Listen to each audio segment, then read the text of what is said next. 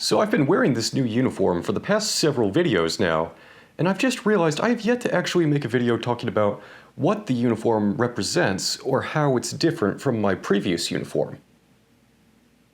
So I guess I should probably do that.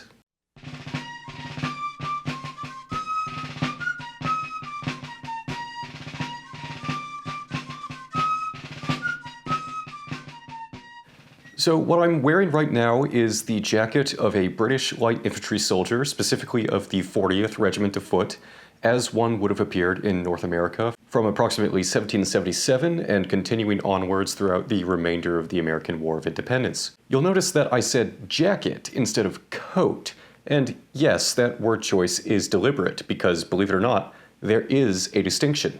Thomas Dykes' A New General English Dictionary defines a jacket as being a sort of outward coat, but made very short, a seaman's coat that he wears to work. Nathan Bailey's An Universal Etymological English Dictionary, 1773, defines it as simply a waistcoat or short undercoat. And on a similar note, Thomas Sheridan's General Dictionary of the English Language, 1780, defines it as a short coat, a close waistcoat.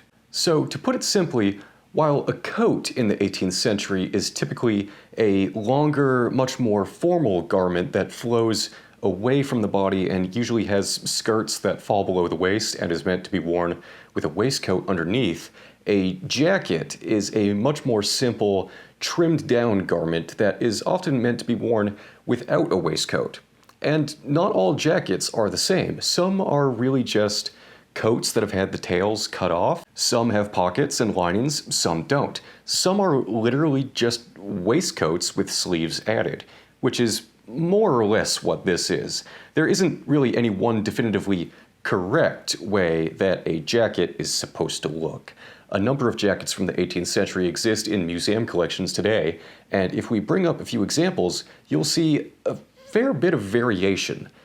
This is a jacket made for a young boy, made somewhere between 1775 and 1785, that is currently in the possession of the Connecticut Historical Society.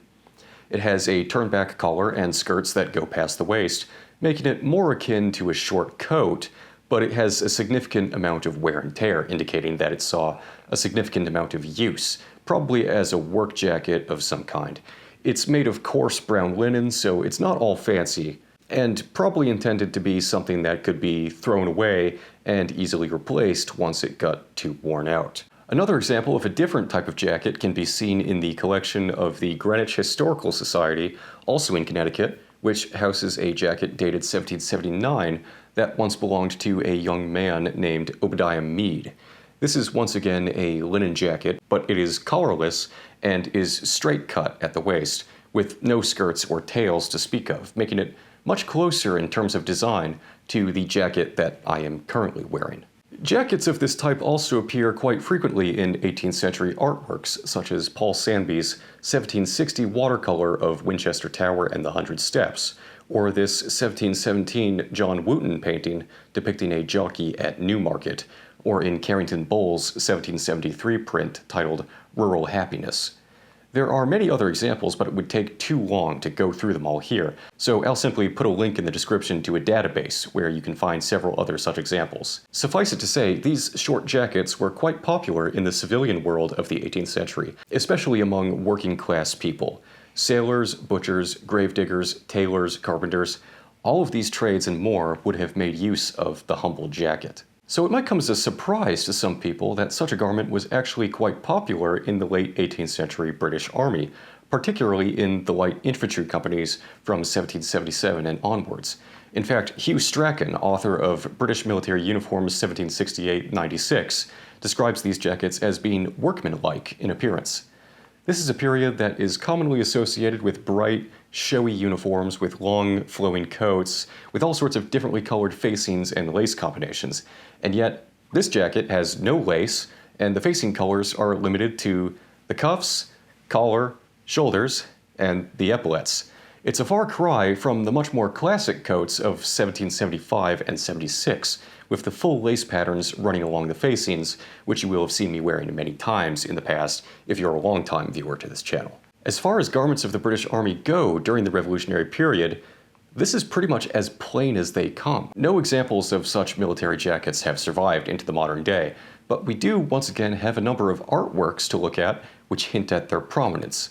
The most notable of these being the Xavier Delegata paintings commissioned by Richard St. George, a lieutenant of the 52nd Regiment's Light Infantry Company, which depict the battles of Paoli and Germantown, respectively. Battles which both occurred during the Philadelphia campaign of 1777, which St. George personally witnessed. Both paintings depict British troops of the 2nd Battalion of Light Infantry, wearing round hats, gaiter trousers, and short, straight-cut jackets, or sleeved waistcoats, as they are sometimes called. Richard St. George was wounded at Germantown and was himself actually a renowned caricaturist, who produced several watercolors of his time in the Philadelphia campaign, one of which depicts him being rather unceremoniously carried from the battlefield in the back of a wagon, accompanied by some other soldiers, and here we can get a closer look, once again, at the jackets that the soldiers are wearing. They are indeed very slim and short. A 1778 caricature titled A View in America also shows what appears to be a light infantry company sergeant in a similar style of jacket. There's also a 1777 watercolor by Archibald Robinson titled A View from Staten Island, which shows a British light infantryman resting against a tree in the foreground, once again wearing the same type of jacket. What's also interesting about this vignette is that we can see a column of battalion company men in their classic cocked hats marching down a road in the background, and they appear to be wearing the more standard regimental coats, which are typical of this period, reinforcing the notion that this was a specific adaptation of the light infantry and not necessarily the army as a whole. References to these jackets also turn up in documents from the period. William Robinson, an officer of the 55th Regiment, describes them in a letter to his father, dated February 29, 1780. At St. Lucia, I owed my fever in great measure to landing without proper clothing, having on only a waistcoat with sleeves, such as the light infantry wear, with a pair of trousers. That was my dress. But now I shall set out with a flannel shirt and trousers, with new coat, sash, and gorget, a mark of respect to the French, for with the rebels we always fought, dressed as I have before described. What's particularly noteworthy about this passage is Robertson's word choice. He says we always fought in dress such as the light infantry wear. The key here being that the word wear is in present tense, and this is a letter once again dated 1780, a number of years after the prior illustrations, which were produced around 1777. American forces seem to have adopted this style of dress as well. In a letter from General Nathaniel Greene to Joseph Clay from 1781, Greene submits an order for 400 jackets and requests that they be in the form of the British light infantry coats, to come down just as low upon the hips as the lower edge of the waistband of the breeches. These jackets seem to have also been used extensively by the British Loyalist forces as well, as seen in these watercolors depicting men of the Light Infantry Company of the illustrious Queen's Rangers, which provides us with probably the clearest idea as to how exactly these garments were meant to look. These watercolors were produced by Captain James Murray of the Queen's Rangers and later copied by Lieutenant George Spencer of the same regiment around 1780. What's interesting to note is that during this time frame when these watercolors were produced, the Queen's Rangers were commanded by John Graves Simcoe, but have previously been commanded by James Weems, both of whom had previously been officers in the 40th Regiment, and we know that the 40th was wearing the same style of jacket as well. So the Rangers didn't just come up with the idea to adopt this garment out of nowhere.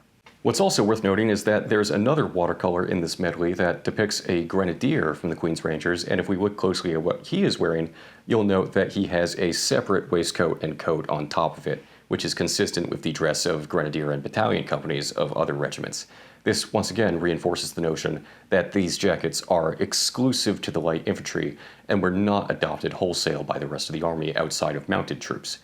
However, you'll note that one of the earlier watercolors also depicts a hussar of the mounted contingent of the Rangers, who is also wearing a jacket. There's also a famous painting of Bannister Tarleton of the British Legion, which also shows him wearing a jacket.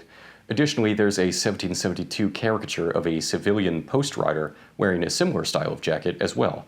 Indeed, this style of jacket is sometimes referred to as a postilion jacket. So there's some evidence to suggest that these jackets were already being worn by mounted troops, and at some point the practice bled over into the light companies, but for whatever reason the practice did not take off among the battalion companies and the grenadiers. Regardless, it's evident that these jackets were the preferred dress of the British light infantry from 1777 and onwards, but what's less clear is how exactly the practice of wearing these jackets got started. We know that in the first few years of the war, as discussed previously, the light infantry companies were wearing a much more elaborate coat, more similar to those that would have been worn by the battalion companies and the grenadiers, but with the inclusion of red waistcoats underneath instead of white or buff waistcoats. It is supposed that as the war progressed and the army started to alter their uniforms to better suit the North American climate, the light troops cut the sleeves off of their coats and sewed them onto the waistcoats so as to avoid having to wear an extra layer of wool in the hot summer months.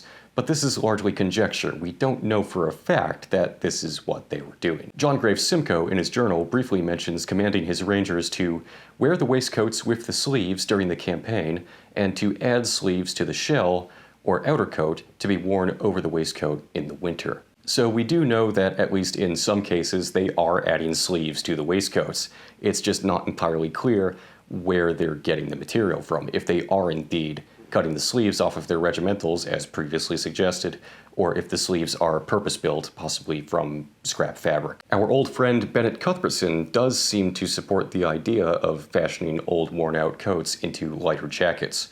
From Chapter 12, Article 21 of his book, "If the old coats to be worn in common dress should at any time be thought too shabby, a very trifling expense may turn them into jackets, in which the men will look extremely tight and smart." Cuthbertson also supports the practice of fashioning forage caps from scrap fabric as well, so it's not too hard to imagine that the sleeves could be fashioned from scrap fabric taken from old worn-out coats. But again, there's no documentation which definitively points to this actually being done.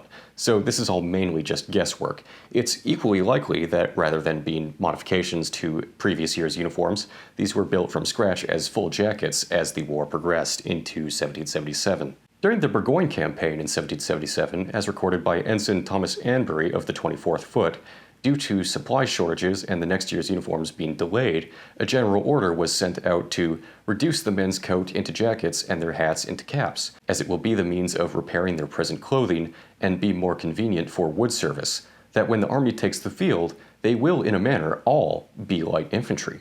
The jackets described by Anbury are of an altogether different style than the one I am wearing.